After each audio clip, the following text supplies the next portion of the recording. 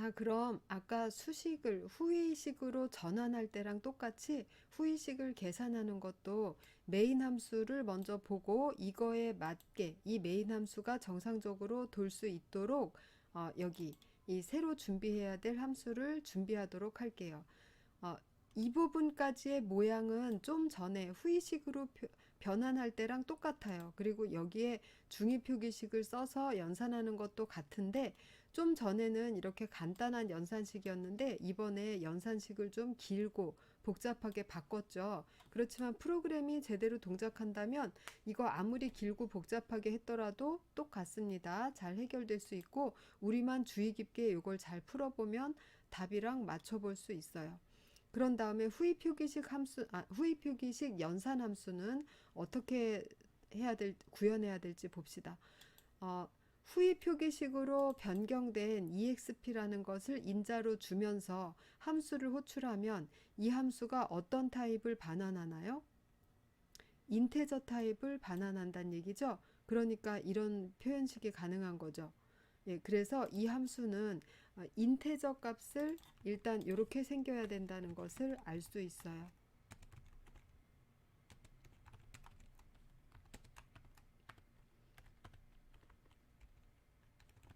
리턴 뭐 일단 0으로 해둡시다. 이 함수의 프로토타입은 이렇게 생겨야 되고 안에 정의부는 간단하게 이렇게 생기면 된다라고 정해놨어요. 그러면 이 안에서도 역시 예고한 바와 같이 스택을 이용해서 이 후위 표기식을 연산해서 결과를 넘겨주면 됩니다. 그런데 여기에서 이 노트 부분을 한번 볼 필요가 있어요.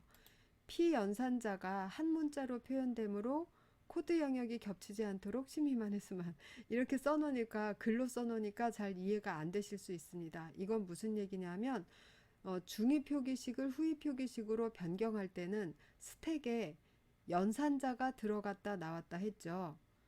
그런데 후위 표기식을 연산할 때는 스택에 피연산자가 들어갔다 나왔다 하죠. 지금 하나의 프로그램 안에서 하나의 스택을 이용해서 여기서도 쓰고 여기서도 쓰는데 스택 안의 내용은 각각 서로 다르게 해석하고 있어요. 그래서 어쨌든 저희는 지금 스택에다가 이렇게 우리가 한 문자씩 읽으면서 이 문자 값만 스택에다가 넣으려고 해요. 스택에 그러니까 문자 그대로 들어갈 거란 얘기예요. 9가 들어갈 때 9라는 숫자가 들어가는 게 아니라 쿼트, 9, 쿼트 이렇게 한 9라는 문자를 넣었다가 뺄 거라는 얘기예요. 그렇다라는 건 하나의 문자밖에 못 들어간다는 얘기죠. 그러면 숫자를 0에서 9까지밖에 못 들어가게 되는 것이죠. 10이 되면 두 개의 문자, 즉 문자 열이 들어가야 되잖아요. 여기서 하는 얘기가 그 얘기입니다. 그런 사정이 있으니까 0에서 9까지 사이의 연산만 이루어지도록 표를 구성해라 라는 얘기예요. 이 설명을 왜 드리냐면 요거 계산해 봅시다. 3이 6, 6이죠. 6 빼기 2, 4죠. 한 자리에서 놀고 있죠. 4 나누기 2, 2죠. 1 더하면 3이죠. 9에서 3 빼면 6이죠. 그리고 6에서 4 빼면 2죠. 예, 이래가지고 전부 한 자리 안에서 놀게 식은 복잡하지만 그렇게 일부러 만들었어요. 우리가 꾸민 스택을 사용하는 방법이 그렇게 국한되어 있기 때문에. 교재에 봅시다. 교재에 보면 좀 긴 연산식 예제가 나와 있어요. 257페이지 아랫부분에 보면 이런 식으로도 넣어서 한번 해봐라 라고, 이건 물론 수기로 해보라는 뜻인데 우린 지금 프로그램을 작성했으니까 이런 거 넣어보고 싶잖아요. 근데 이거 넣으시면은 제대로 안 나올 수 있어요. 안 나올 수 있어요가 아니라 안 나와요. 왜냐하면 5 곱하기 2 하면 10이라는 결과가 나오죠. 그런데 안 나오는 이유는 바로 우리가 스택에 문자 단위로만 넣을 수 있게 만들었기 때문에 안 나오는 것이다. 잘못 작성해서가 아니라 하나의 스택으로 그냥 처리하는 바람에 그렇게 되었다.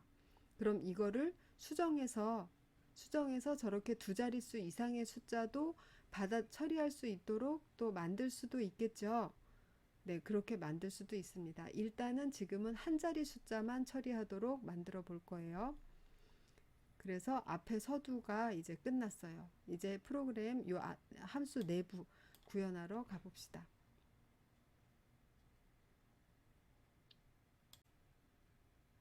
자, 그럼 후위 표기식으로 전환하는 것보다는 훨씬 간단하다고 했는데 이거 좀 전에 저희가 작성한 거에서 제가 메인 함수 내부에 그것도 2줄, 그 다음에 2줄 수정, 그 다음에 2줄 추가만 했고요. 위에 부분은 여기까지는 좀 전에 사용하던 프로그램 그대로 있는 거예요. 왜냐하면 방금 전에 작성한 이런 것도 사용해야 되잖아요. 지금 메인 함수에서 사용하고 있죠. 그렇기 때문에 그거 그대로 살려두고 이 함수만 추가해서 이렇게 작성을 하시는 겁니다. 저도 그렇게 작성해 볼게요. 포인터인데 빠뜨렸네요. 예, 그러면 여기에서도 역시 가장 대분류의 가장 큰 틀을 마련하는 논리를 먼저 작성하고 그 안에다가 세부적인 내용을 작성합니다. 가장 큰 논리는 위에 있는 이 함수랑 똑같아요. 캐릭터 하나씩 처리하면서 널 캐릭터 나올 때까지 캐릭터 하나씩 처리한다. 그러면 인덱스 값도 똑같이 하고 idx in 첫 번째 문자부터 처리할 거니까 그리고 while 문으로 무한 루프 하는 것도 그대로 하고 심볼 하나 꺼내서 캐릭터 하나 꺼내서 심볼이라는 변수에다 넣는 것도 그대로 하고 idx in 하자마자 다음 자리로 옮겨도 그만이죠. 이거는 더 이상 쓰지 않으니까 네, 이렇게 했습니다. 그리고 널 캐릭터 나오면 무한 루프가 끝난다.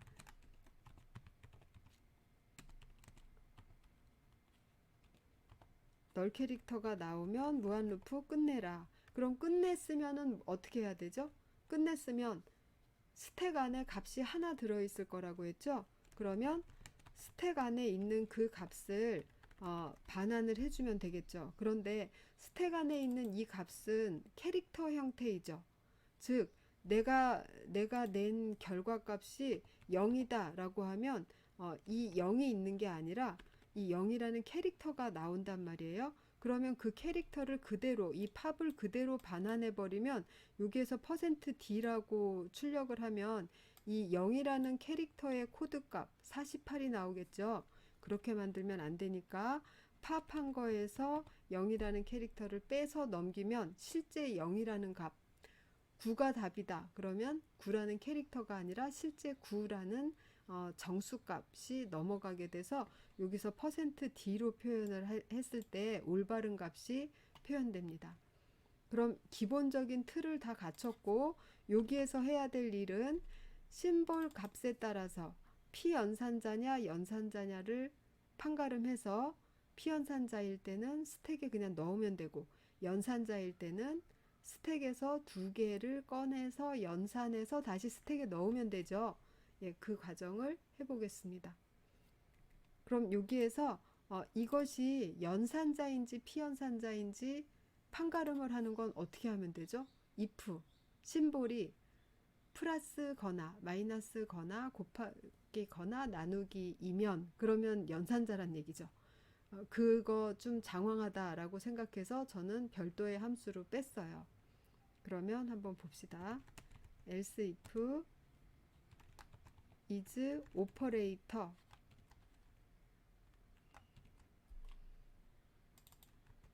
심볼이 오퍼레이터냐 오퍼레이터면 이렇게 하고 else면 이렇게 해라. 즉 오퍼레이터가 아니면 여기는 피연산자라는 얘기죠. 여기는 연산자라는 얘기고 예, 그럼 피연산자일 때가 더 간단하니까 먼저 할게요. 피연산자일 때는 그냥 푸시해주면 된다 그랬죠. 뭐를? 지금 내가 읽은 그 글자를. 그런데 글자 자체를 푸시하면 되나 한번 생각해 봅시다. 이거는 여기에 푸시를 할 때 정수로 바꾸느냐 아니면은 푸시한 거를 꺼내서 정수로 바꾸느냐 이거는 자기의 선택 사항이에요. 저는 푸시할 때는 그냥 캐릭터인 상태로 그대로 넣고 여기서 빼서 연산하기 직전에 정수로 바꿀게요. 그러면 푸시는 그냥 문자인 채로 들어갔습니다. 그럼 연산자예요. 이 상태에서는 피연산자 두 개를 꺼내야 돼요. 오퍼런드죠. 피연산자 오퍼런드 1하고 2가 있는데 먼저 나오는 게 오른쪽 피연산자라고 했어요. 2를 먼저 꺼냅시다. 팝에서 꺼낸 것은 문자니까 그거를 숫자로 바꿉니다. 그리고 왼쪽 피연산자를 또 꺼내요. 그러면 저 스택에 있는 걸 차례대로 두 개 꺼내서 피연산자 왼쪽 오른쪽을 갖췄습니다. 그런 다음에는 심볼이 무엇이냐에 따라서 사칙 연산을 해야 되겠죠. 심볼이 이거면 어떻게 해야 되죠? 여기다가 자 리절트 값에다가 보관을 합니다. 리절트 값에다가 요거 플러스니까 더하기 요거를 넣으면 되죠. 그 다음에 else if 뭐면 뭐 한 다음에 푸시 뭐를 하면 됩니까? 리절트 더하기 0으로 역시 여기서랑 똑같이 문자 값을 푸시를 하도록 이렇게 만들었어요. 되었죠? 스택에 들어있는 내용은 항상 일치를 시켜야 됩니다. 왜냐하면 스택에 여기서 들어갔다라는 건 나중에 또 다른 연산자가 이거를 꺼내서 쓸 거잖아요. 그러니까 어떤 형태로든 일치를 시키시면 돼요. 우리는 문자를 스택에 넣겠다라고 결정했기 때문에 푸시하기 직전에 숫자를 숫자 문자로 바꿔서 푸시를 했습니다.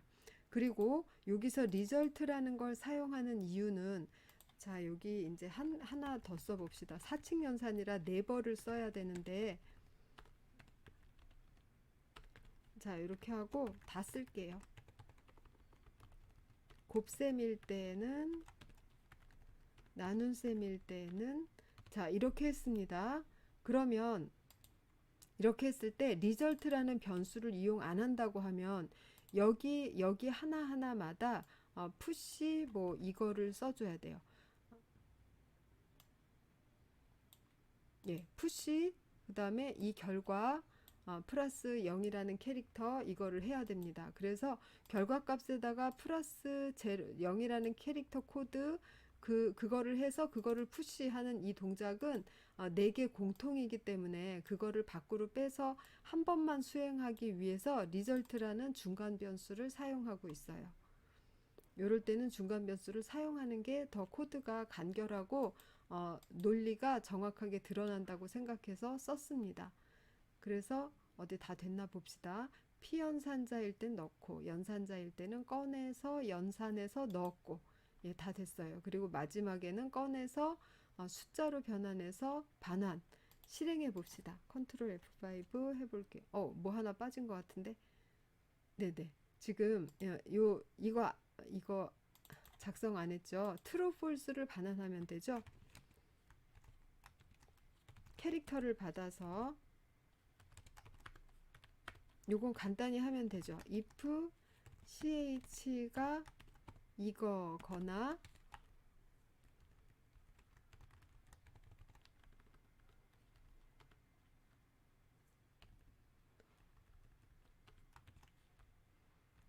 더하기 빼기 곱하기 나누기 이거거나 이 하나라도 걸리면 return 1 true다 아니면 return 0 이렇게 해주면 되겠죠. 컨트롤 F5 해봅시다.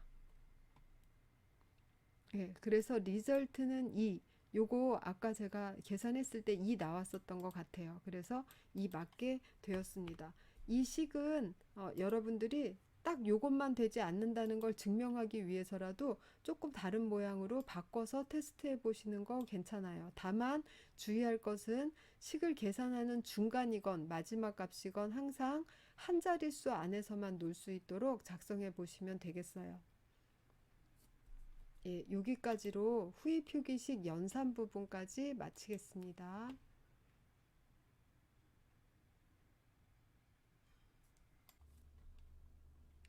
자, 이제 스택에 대한 구현 부분까지 마쳤는데요.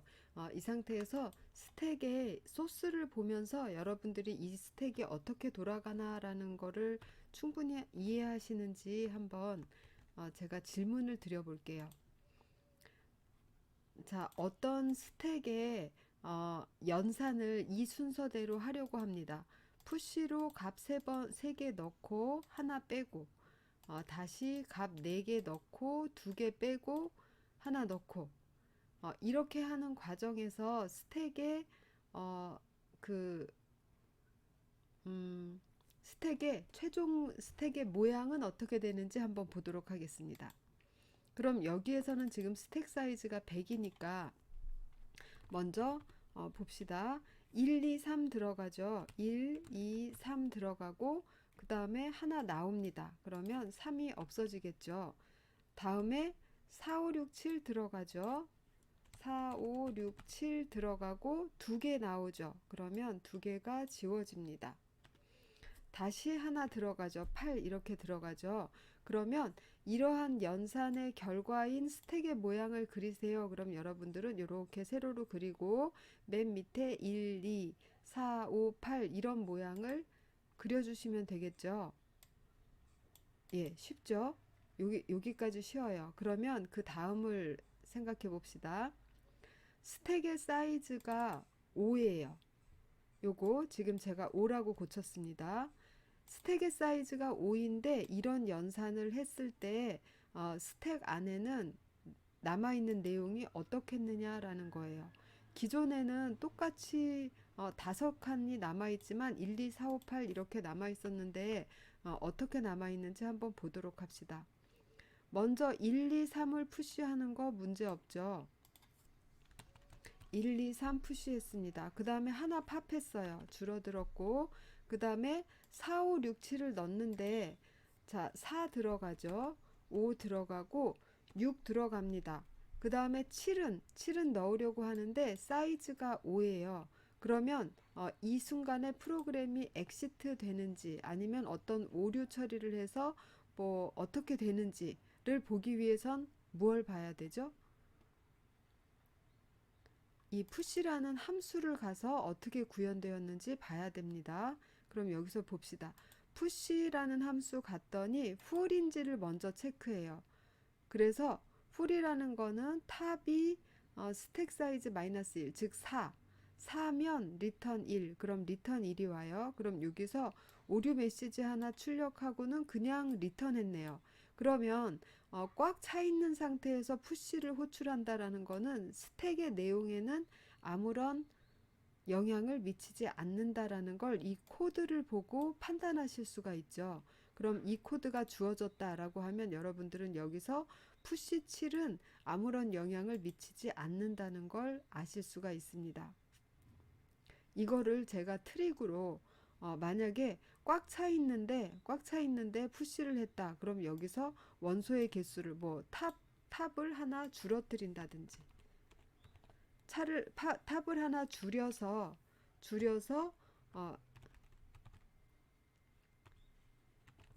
이 탑 위치에다가 새로 들어온 아이템을 넣는다든지 이렇게 할 수 있죠. 이거는 정책을 세우기 나름입니다. 즉 이렇게 꽉 차 있는데 7이라는 걸 또 넣으라고 왔어요. 그러면 맨 뒤에 있는 요거를 7로 대체해 주라는 것입니다. 이렇게 하는 것도 어떤 경우에는 이런 동작이 필요할 수도 있겠죠.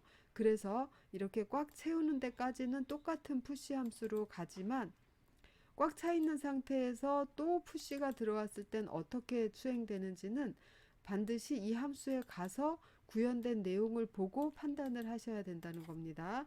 지금은 아무런 영향을 미치지 않고 리턴하게 되어 있어요. 그래서 이거는 무시됩니다.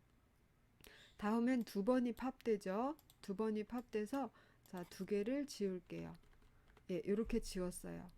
그런 다음에 푸시가 되죠. 하나가. 그래서 이렇게 됩니다. 그러면 최종 스택의 모양은 어떻게 됩니까? 그럼 여러분들 이렇게 그리고 1, 2, 4, 8 이렇게 적어주시면 되겠죠. 뭘 요구하는지, 그 다음에 요구하는 내용을 알려면 어디를 검사해서 알아내야 되는지 파악이 되셨죠? 네, 요런 문제 풀 수 있도록 어, 이 소스 읽는 방법, 그리고 어느 부분의 소스를 왜 내가 확인해야 되는지 이런 부분 잘 알아두시기 바랍니다.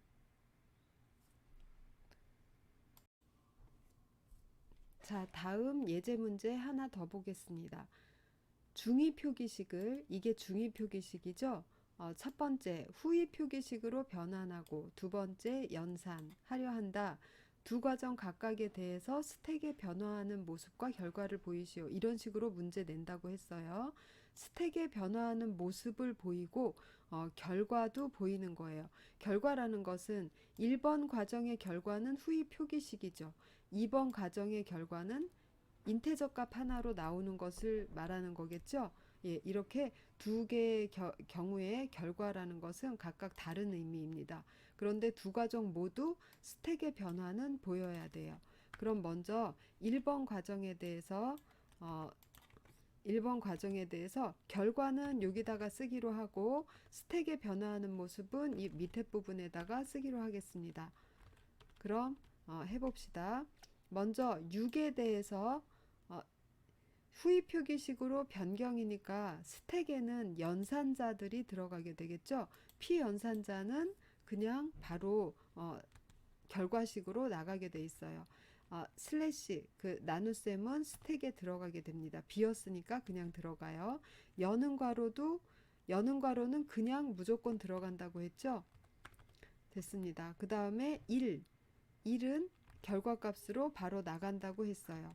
그 다음에 플러스는 여기 여는 괄호가 있으니까 그냥 들어올 수 있어요.